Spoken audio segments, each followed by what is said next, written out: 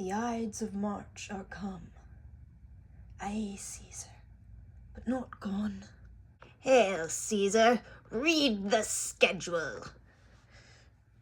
Trebonius doth desire you to read it at your best leisure, this his humble suit. Oh, Caesar, read mine first, for mine's a suit that touches Caesar nearer. Read it, great Caesar. What touches us ourself shall be last served. Delay not, Caesar. Read it instantly. What? Is the fellow mad? Sirrah, give place. What urge you your petitions in the street? Come to the capital. I wish your enterprise today may thrive. What enterprise, Publius? Oh, fare you well. What is said, Publius Lena? He'd wish today our enterprise might thrive. I fear our purpose is discovered. Look how he makes to Caesar. Mark him. Casca, be sudden, for we fear prevention. Brutus, what shall be done? If this be known, Cassius or Caesar shall never turn back, for I will slay myself. Cassius, be constant. Publius Lena speaks not of our purposes. For look, he smiles. Caesar doth not change. Trebonius knows his time. For look you, Brutus, he draws Mark Antony out of the way. Where's Metellus Simba? Let him go, and proverbially presently prefer his seat to Caesar. He is addressed. Press near and second him. Casca, are you the first that rears your hand? Are we all ready? What is now amiss that Caesar and his Senate must we address? Most high, most mighty, and most puissant Caesar, Metellus Simba throws before thy seat a humble heart. I must prevent thee, Cimber. These couching and these lowly courtesies might fire the blood of ordinary men, and turn pre-ordinance and first decree into law of children. Be not fond to think that Caesar bears such rebel blood, that will be thawed from the true quality with that which melteth fools. I mean, sweet words, low crooked courtesies, and base spaniel fawning. Thy brother by decree is banished. If thou dost bend and pray and fawn for him, I spurn thee like a cur out of my way. No, Caesar doth not wrong, nor without cause will be satisfied. Is there no voice more worthy than my own, to sound more sweetly in great Caesar's ear for the repealing of my banished brother? I kiss thy hand, but not in flattery, Caesar, desiring thee that Publius Climber may have an immediate freedom of repeal. What? Brutus! Pardon, Caesar, pardon. Caesar, pardon. As low as to thy foot doth Cassius fall, to beg enfranchisement for Publius Cimber. I could be well moved if I were as you. If I could pray to move, prayers would move me.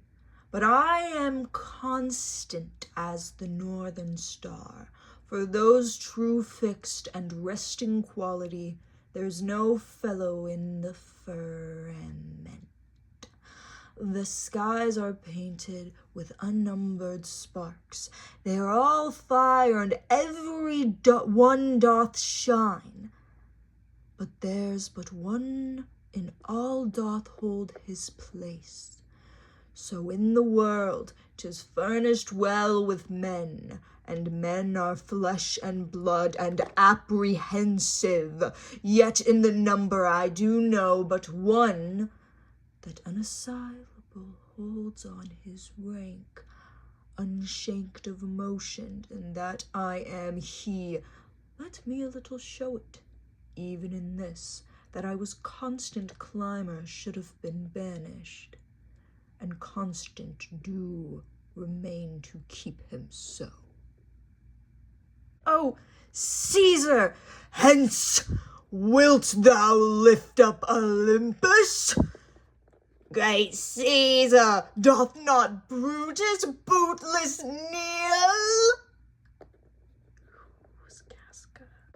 Oh, Caesar! Hence wilt thou lift up Olympus? Great Caesar!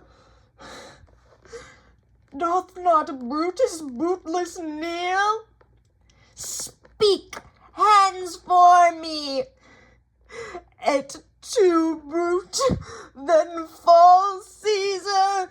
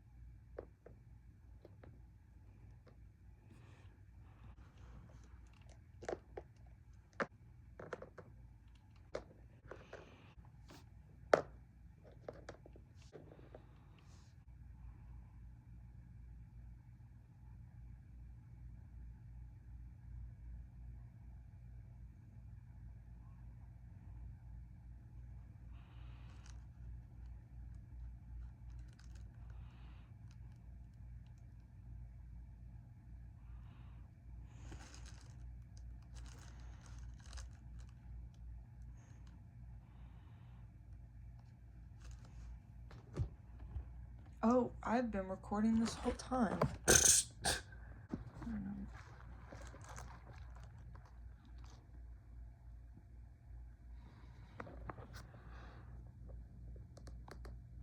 liberty, freedom, tyranny is dead. Run hence, proclaim, cry it in the streets. Some to the common pulpits and cry out, liberty, freedom, and enfranchisement. People and senators, be not affrighted. Fly not, stand stiff. Ambition's debt is paid. Go to the pulpit, Bruce. And Cassius too. Where's Publius? Quite confounded with his mutiny. Stand fast together, lest some friend of Caesar's should chance. Talk not of standing, Publius, good cheer. There's no harm intended for your person, nor to no Roman else, so tell them, Publius. And leave us, Publius, lest that the people rushing on us should do your age some mischief. Do so, and let no man abide his deed, but we the doers. Where is Antony? Fled to his house amazed. Men, wives, and children stare, cry, and run as if were doomsday. Fates, we will know your pleasures. That we shall die we know, 'tis but the time, and drawing days out, that men stand upon. Why, he that cuts off 20 years of his life cuts off so many years of fearing death. Grant that. And then is death a benefit? So are we Caesar's friends that have abridged his time of fearing death. Stoop, Romans, stoop, and let us bathe our hands in Caesar's blood, up to the elbows, and besmear our words. Then walk we forth, even to the marketplace, and waving our red weapons o'er our heads, let all cry, Peace! freedom and liberty. Stoop then and wash. How many ages hence shall our lofty scene be acted over in states unborn and accents yet unknown? How many times shall Caesar bleed in sport, now that Pompey's basis lies along no worthier than dust? So oft as that shall be, so often shall the not of us be called, the men that gave their country liberty. What, shall we forth? Ay, every man away, Brutus shall lead, and we will grace his heels with the most boldness and best hearts of Rome. Soft, who comes here? A friend of Antony's? Thus, Brutus, did my master bid me kneel. Thus did Mark Antony bid me fall down, and being prostrate, thus he bade me say, Brutus is noble, wise, valiant, and honest. Caesar was mighty, bold, royal, and loving. Say I love Brutus, and I honor him. Say I feared Caesar, honored him, and loved him. If Brutus will vouchsafe that Antony may safely come to him and be resolved how Caesar hath deserved to lie in death, Mark Antony shall not love Caesar dead, so well as Brutus living, but will follow the fortunes and affairs of noble Brutus throughout the hazards of this untrod state, with all true faith. So says my master, Antony. Thy master is a wise and valiant Roman. I never thought him worse. Tell him, so please him come unto this place, he shall be satisfied, and by my honor depart untouched. I will fetch him presently. I know we shall have him well to a friend. I wish we may, but yet I have a mind that fears him much, and my misgiving still falls shrewdly to the purpose. But here comes Antony. Welcome, Mark Antony. Oh, mighty siege, what? I need to come up with a voice. O mighty Caesar, dost thou lie so low? Are all thy conquest, glories, triumphs, spoils shrunk to this little measure? Fare thee well. I know not, gentlemen, what you intend. Who else must be let blood? Who else is rank? If I myself there is no honour so feat as Caesar's death hour, nor no instrument of half that worth as those your swords made rich with the most noble blood of all this world. I do beseech ye, if you bear me hard, now whilst your purpled hands do rake and smoke, fulfill your pleasure, live 1,000 lives. I shall not find myself so apt to die. No place will find me so, no mean of death. And hereby, Caesar, and by your cut off, the choice and master spirits of the age. O Antony, beg not your death of us. Though now we must appear bloody and cruel, as by our hands in this present act. You see we do, yet see you but our hands, and this the bleeding business they have done. Our hearts you not see, they are pitiful, and pity to the general wrong of Rome. As fire drives out fire, so pity hath done this deed on Caesar for your part. To you our swords have leaden points, Mark Antony, our arms in strength of malice, and our hearts of brother's temper do receive you in with all kind love, good thoughts, and reverence. Your voice shall be as strong as any man's in the deposing of new dignities. Only be patient till we have appeased the multitude, besides themselves with fear, and then we will deliver you to the cause. Why, I that did love Caesar when I struck him, have thus proceeded. I doubt naught of your wisdom. Let each man render me his bloody hand. First, Marcus Brutus, I will shake with you. Next, Caius Cassius, I do take your hand. Now, Decius Brutus, yours, now yours, Metellus, yours, Cinna, my valiant Casca, yours. To last, not last in love, yours, good Trebonius. Gentlemen, all alas, what shall I say? My credit now stands on such slippery ground that that one of you two bad ways you must conceit me, either a coward or a flatterer. That I did love thee, Caesar, oh, 'tis true. If then thy spirit look upon us now, shall it not grieve thee dearer than thy death, to see thy Antony making his peace, shaking the bloody fingers of thy foes most noble, in the presence of thy chorus? Had I as many eyes as thou hast, the wounds weeping as fast as they stream forth thy blood, it would become me better than to close in terms of friendship with thine enemies. Pardon me, Julius, here wast thou bade brave heart.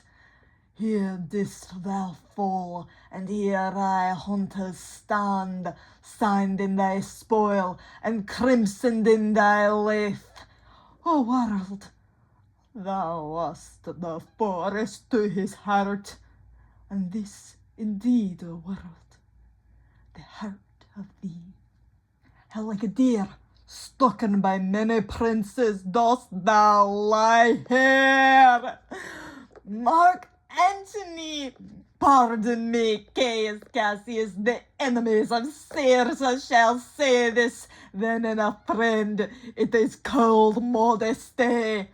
I blame you not for praising Caesar so, but what compact mean you to have us all here? Will you prick it in numbers of our friends, or shall we on and not depend on you? Therefore I took your hands, but it was indeed swayed from the point by looking down on Caesar. Friends, I am with you, and love you all, upon this hope that you shall give me reasons why or wherein Caesar's dangerous. Or else were this a savage spectacle? Our reasons are so full of good regard, that were you, Antony, the son of Caesar, you should be satisfied. That's all I say, and I'm moreover suitor that I may produce my body to the marketplace, and in the pulpit, as becomes a friend, speak in the order of his funeral.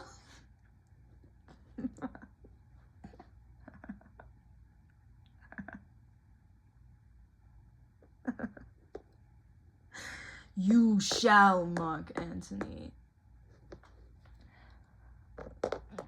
Brutus, a word with you. You know not what you do you not consent that Antony speak in his funeral? Know you how much the people may be moved by that which he will utter? By your pardon, I will myself into the pulpit first, and show the reason of our Caesar's death. What Antony shall speak, I will protest. He speaks by leave and by permission, and that we are contented Caesar shall have all true rites and lawful ceremonies. It shall advantage more than do us wrong. I know not what may fall. I like it not. Mark Antony, here, take your Caesar's body. You shall not in your funeral speech blame us, but speak all good you can devise of Caesar, and say you do't by our permission. Else shall you not have any hand at all about his funeral, and you shall speak in the same pulpit whereto I am going, after my speech is ended. Be it so. I do desire no more. Prepare the body and follow us.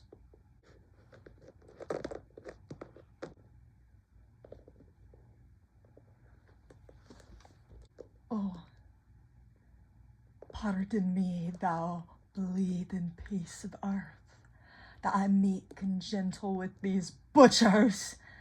Thou art the ruins of the noblest man that ever lived in the tide of times.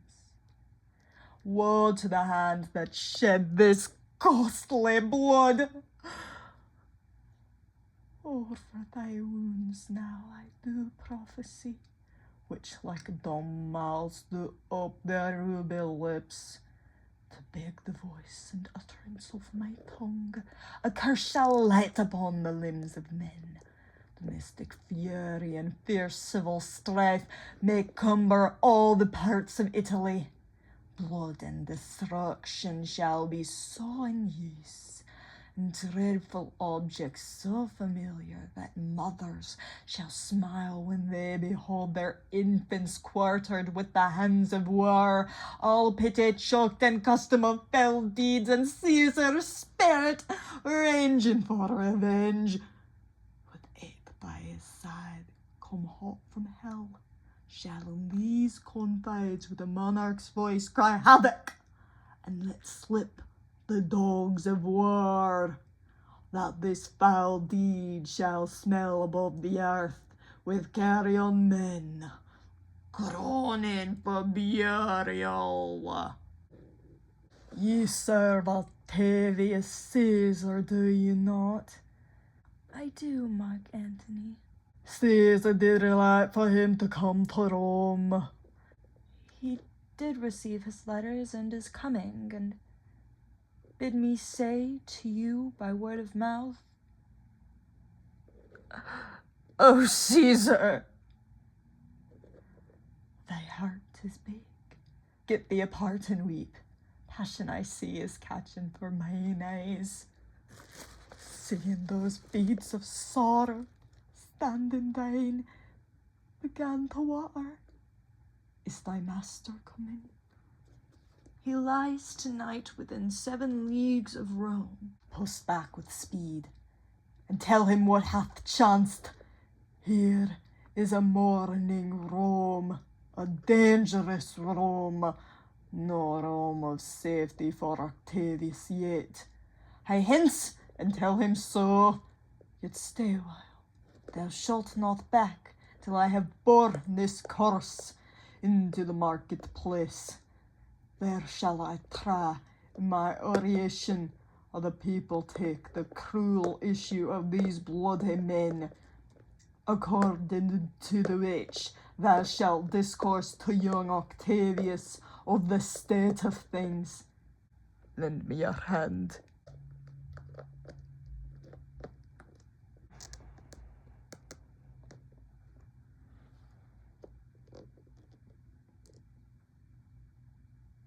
I would like to thank everyone who came out here on the Ides of Yowie to watch our rendition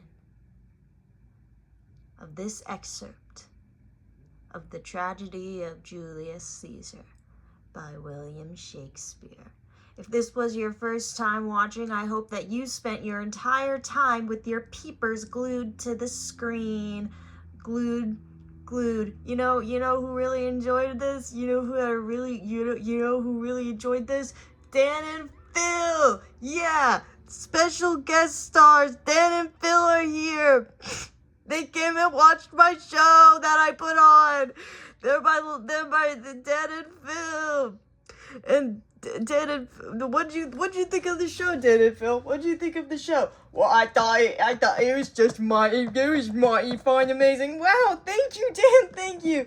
What did you think, Phil? I'm speechless.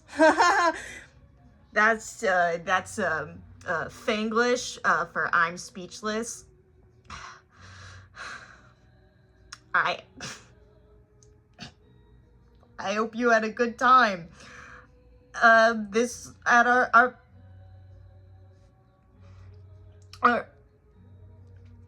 our first show of LPS Shakespeare Theater. If you want to see more, tell me 5 things you loved about this. And if you say anything that is not nice, I will curse you. It is the ides of motherfucking Yowie. My powers are at their ultimate peak of this quarter of the year. So